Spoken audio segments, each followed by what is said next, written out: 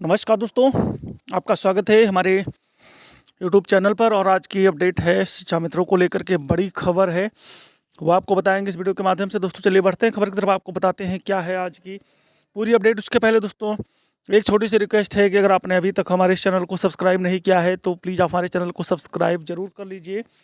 साथ ही साथ दोस्तों हमारे वीडियो को ज़्यादा से ज़्यादा शेयर करें, लाइक भी जरूर करें। चलिए बढ़ते हैं खबर की तरफ, आपको बताते हैं क्या है आज की पूरी अपडेट। शिक्षा मित्र कमेटी की मीटिंग, 12 महीने का मिलेगा मानदेय, 24,000 मानदेय, मेडिकल, सीएल, ईएल, सीसीएल सब कुछ। आपको बता दें कि 18 जनवरी को कमेटी की मीटिंग है शिक्षा मित्रों की। उसमें कई मांगे रखी गई हैं, जिसमें प्रमुख मुख्य रूप से जो मांग है वो ये है कि समान कार्य समान वेतन। तो समान कार्य समान वेतन की बात हो रही है, स्थायीकरण की बात हो रही है। कहा जा रहा है कि जब तक स्थायीकरण नहीं किया जाता है तब तक समान कार्य समान वेतन दिया जाए।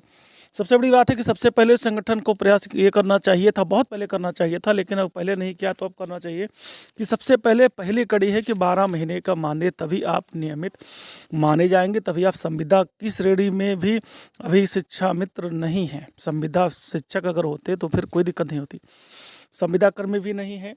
12 महीने का मानदेय पहले होना चाहिए, उसके बाद में सारे नियम अपने आप लागू हो जाते हैं।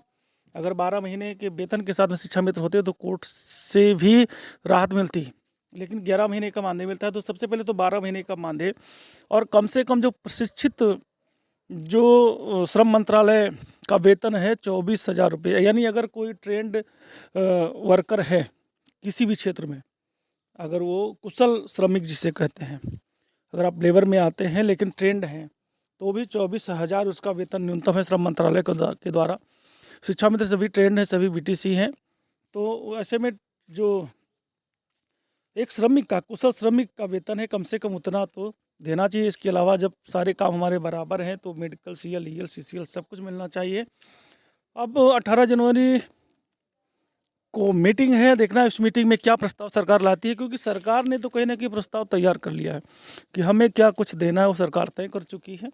ऐसे में केवल ये देखना है कि वो क्या लाती है, क्या कुछ लाती है, संगठन के सामने क्या कुछ रहती है। और संगठन की तो पहली प्राथमिकता ये करनी चाहिए कि जो भी प्रस्ताव सरकार लाए उसे स्वीकार करें, उसके बाद में आगे की लड़ाई लड़ी जाए, ताकि कम से कम कुछ ना कुछ तो शिक्षा मित्रों को भला हो ही जाए।